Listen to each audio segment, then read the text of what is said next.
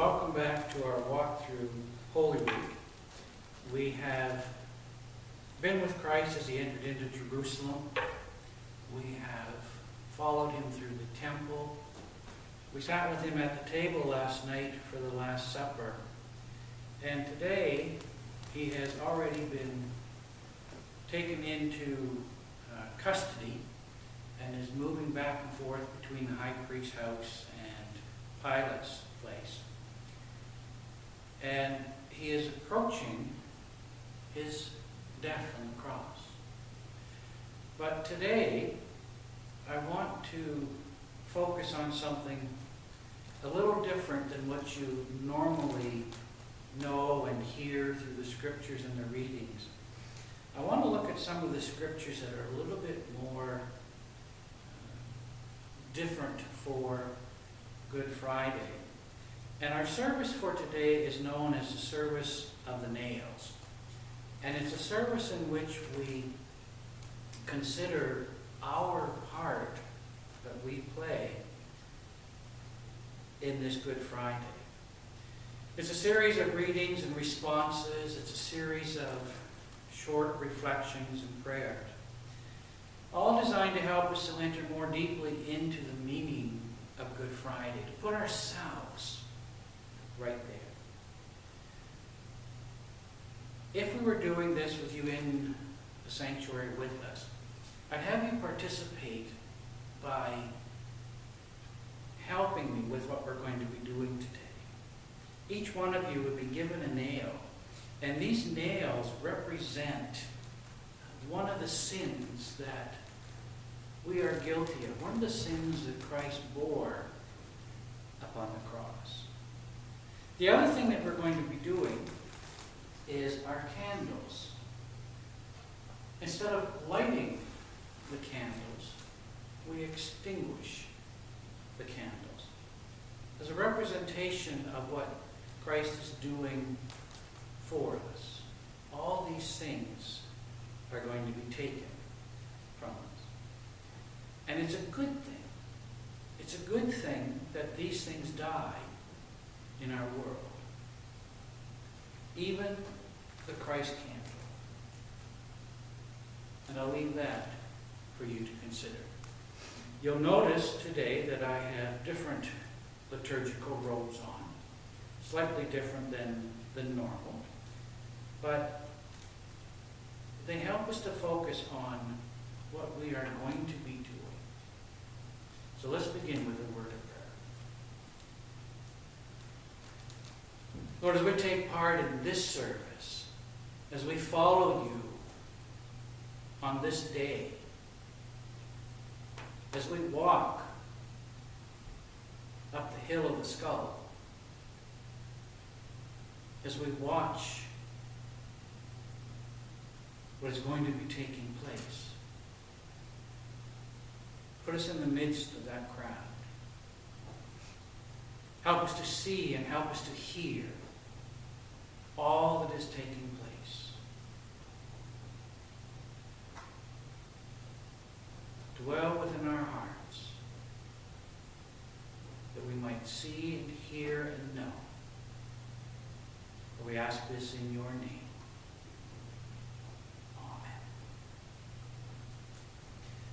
I want to begin with a reading from Isaiah chapter 52. See, my servant shall prosper. He shall be exalted and lifted up, and shall be very high. Just as there were many who were astonished at him, so marred was his appearance beyond human semblance, and his form beyond that of mortals. So he shall startle many nations. Kings shall shut their mouths because of him. For that which had not been told them, they shall see. And that which they had not heard, they shall contemplate. Let us pray. Merciful God, you did not spare your only Son, but offered him up for us all, that he might bear our sins upon the cross.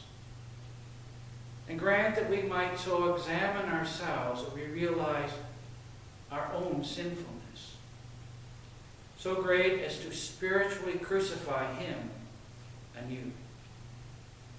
Help us to recognize those nails that we have and transform us into more faithful disciples in his name. Amen. So we begin with the nail of pride. And I want to look at Mark chapter 12, verses 38 to 40. As he taught, Jesus said, "Beware of the scribes who like to walk around in long robes and to be greeted with respect in the marketplaces and to have the best seats in the synagogues and places of honor at the banquets. They devour widows' houses and for the sake of appearances say long prayers. They will receive the greater condemnation." Amen. Jesus had little value for hypocrites, those who were so full of themselves that their greatest desire was for people to see how wonderful they were. And pride is seen as a deadly sin because it causes us to turn our actions away from God-centered things to self-centered things. The person full of pride has a difficult time being a servant. Instead of assisting widows, they devour them. Instead of washing feet, they demand others to do it for them. Pride drives a nail into the cross of Jesus Christ.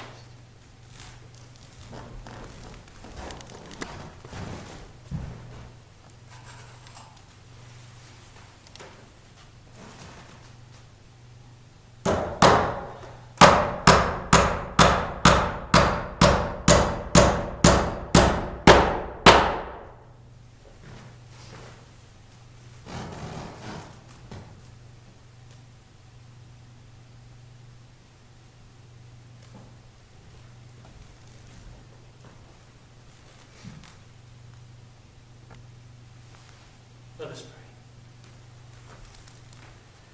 Lord God, help us to consider our own pride and where it leads.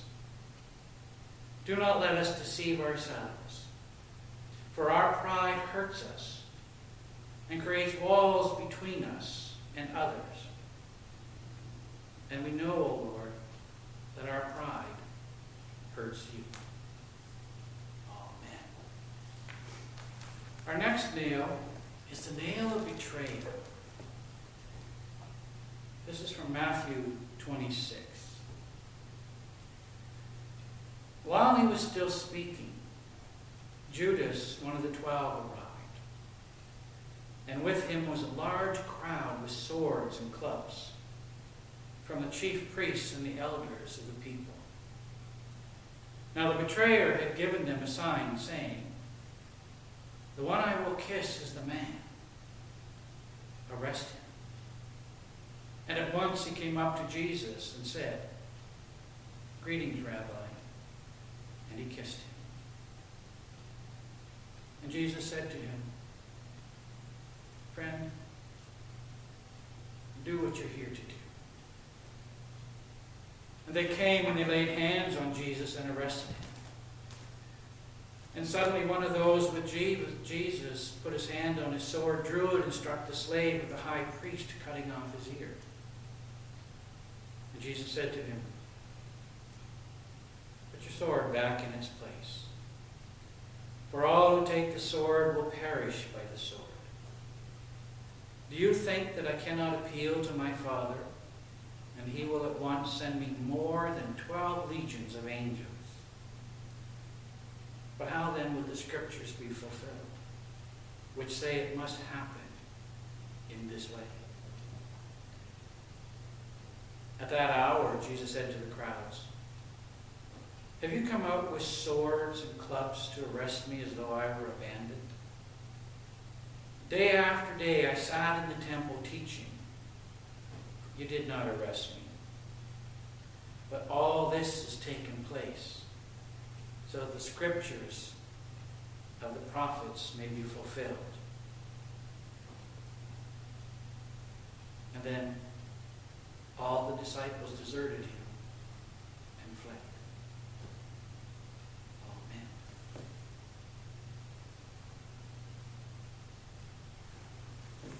Amen. Imagine what greater betrayal could it have been than a kiss? A promise.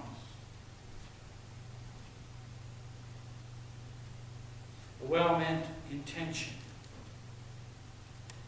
Lord, even though all the rest fall away, I never will. We would have stayed. We would never betray Christ. We might let other things slide a little bit, but we would not betray Christ.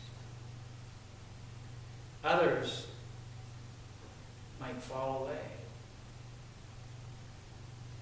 Others might not stand up for Christ, but certainly we would.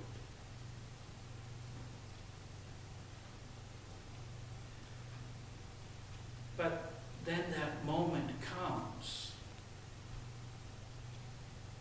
when we have the opportunity to stand up for the teachings of Christ. We have that moment when we could say and do the right thing. And we fail. Because the cost might be more than we want. And in that moment, another nail is driven into the cross.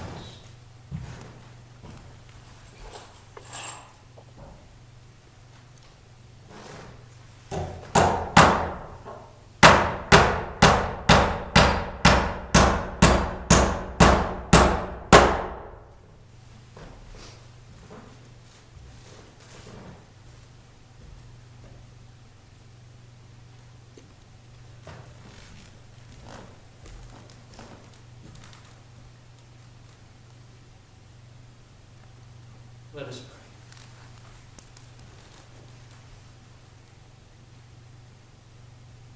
pray. Lord God, help us consider how we betray others, how we abandon them in their time of need, how we think of ourselves first. And Lord, do not let us deceive ourselves. Our acts of betrayal hurt us and create walls between us, between others, between you and our God. Amen. The next nail that we consider is the nail of envy. None of us would ever be guilty of this. It's taken from Matthew chapter 20, verses 20 to 28. Let us hear the word of God. Then the mothers of the sons of Zebedee came to him with her sons, and kneeling before him, she asked a favor of him. And he said to her, "What do you want?" She said to him, "Declare that these two sons of mine will sit, one at your right hand and one at your left in your kingdom." But Jesus answered, "You do not know what you are asking. Are you able to drink the cup that I am about to drink?" And they said to him, We are able. And he said to them, you will indeed drink my cup. But to sit at my right hand and at my left, this is not mine to grant, but it is for those whom it has been prepared by my Father. When the 10 heard it, they were angry with the 2 brothers. But Jesus called them to him and said, you know that the rulers of the Gentiles lord it over them, and their great ones are tyrants over them. It will not be so among you. But whoever wishes to be great among you must be your servant.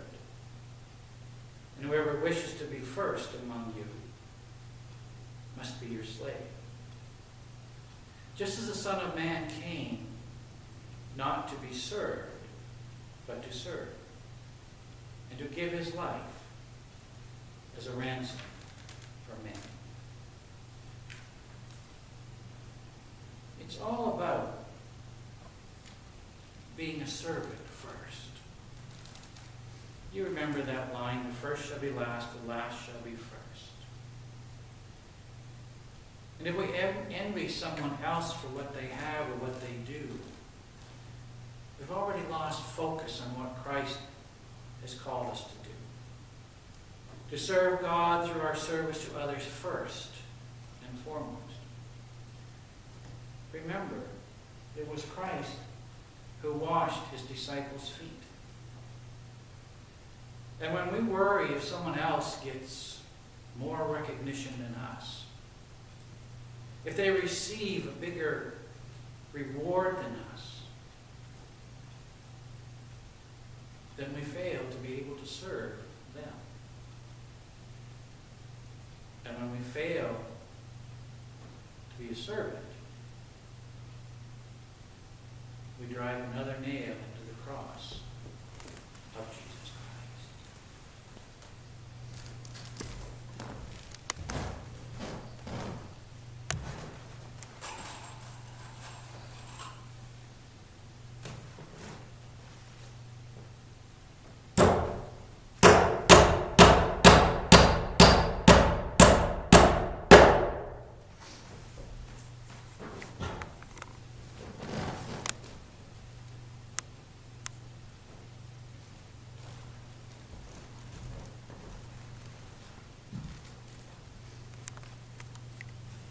Let us pray. Lord God, help us to consider how we envy others, how we desire more than we receive, and seek to influence and rule over others. Do not let us deceive ourselves. Our envy hurts us and creates walls between us and others. Oh God, we know that our envy hurts you as well.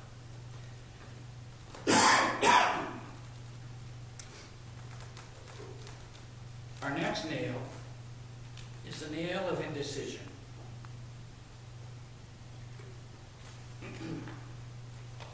This is given to us from the Gospel of Matthew 27, reading verses 20 to 24. Now the chief priests and the elders persuaded the crowds to ask for Barabbas and to have Jesus killed. The governor again said to them, which of the 2 do you want me to release for you? And they said, Barabbas. And Pilate said to them, then what do I do with Jesus, who is called the Messiah? And all of them said, let him be crucified. And then he asked, why? What evil has he done? But they shouted all the more, let him be crucified. So when Pilate saw that he could do nothing, but rather that a riot was beginning, he took water. He washed his hands before the crowd, saying, I'm innocent of this man's blood. See to it yourself. Amen. The real sin of Pilate is that he did nothing. He found no fault in Jesus. Nothing to demand the death penalty. But because of fear of the opposition, he did not stand up for what was right. He did not have the strength of conviction to speak out against what was happening. And so what the crowd wanted, they got. It may be different in this story, since God was ultimately in control. But it's not the same in our lives today. The strength of opposition causes us to be indecisive. And when we fail to stand for what is right and good, we drive another nail into the cross of Jesus Christ.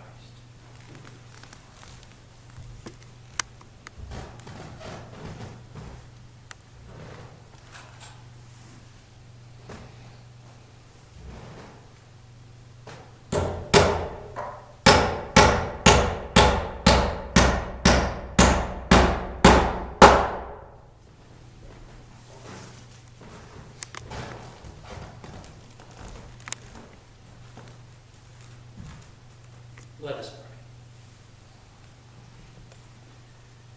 Oh God, help us to consider how we waver, how we seek to avoid responsibility and to blame others for our actions.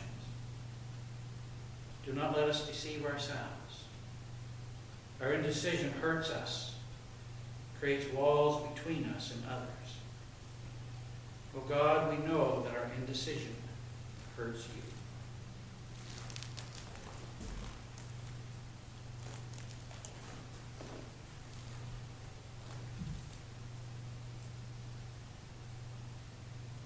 Our next nail is a nail of cruelty.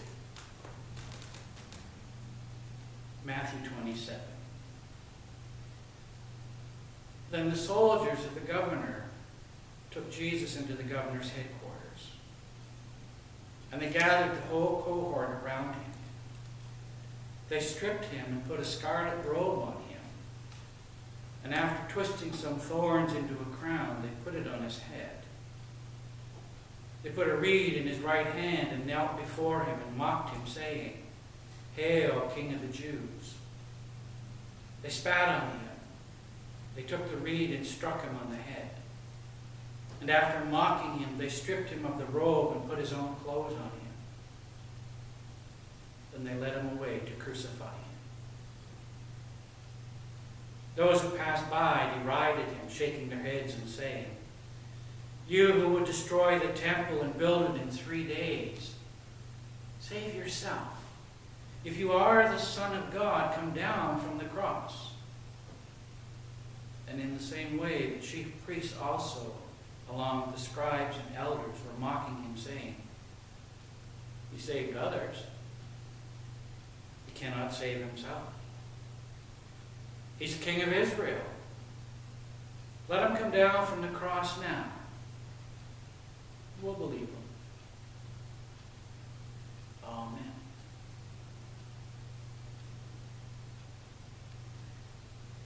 It never ceases to amaze me that somehow it's felt that if we can tear someone else down, we can build ourselves up. Mock them as king. Belittle them. Spit on them. Beat them until they can no longer stand. And somehow we're able to stand with our heads held high.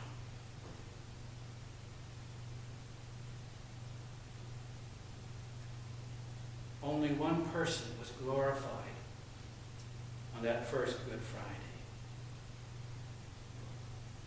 Only one person could stand in the presence of God at the completion of all that took place on that day. And that was the very one who was mocked forced to endure unspeakable cruelty. Jesus Christ.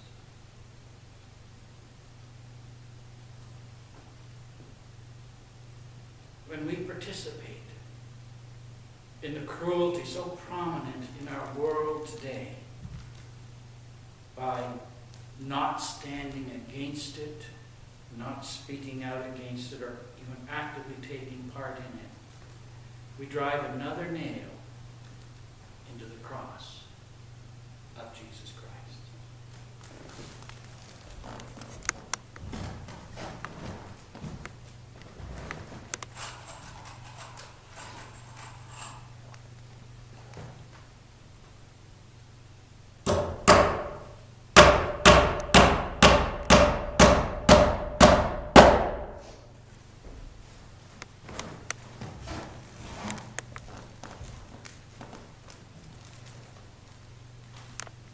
Let us pray.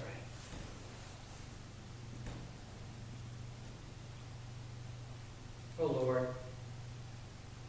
help us consider how we are cruel to others, how we malign and slander others, and add to the evil that comes upon them. Do not let us deceive ourselves. Our cruelty hurts us, and it creates walls between us and others. And Lord, we know that our cruelty hurts you. Amen.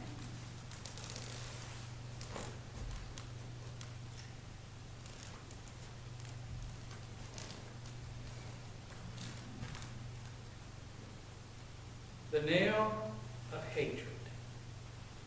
This is taken from Luke chapter 6, reading selected verses. Jesus said, "Blessed are you when people hate you, when they exclude you, revile you, defame you on account of the Son of Man. If you love those who love you, what credit is that to you? For even sinners love those who love them. If you do good to those who do good to you, what credit is that to you? For even sinners do the same. If you lend to those from whom you hope to receive, what credit is that to you? Even sinners lend to sinners to receive as much again. But you love your enemies. Do good. Lend, expecting nothing in return.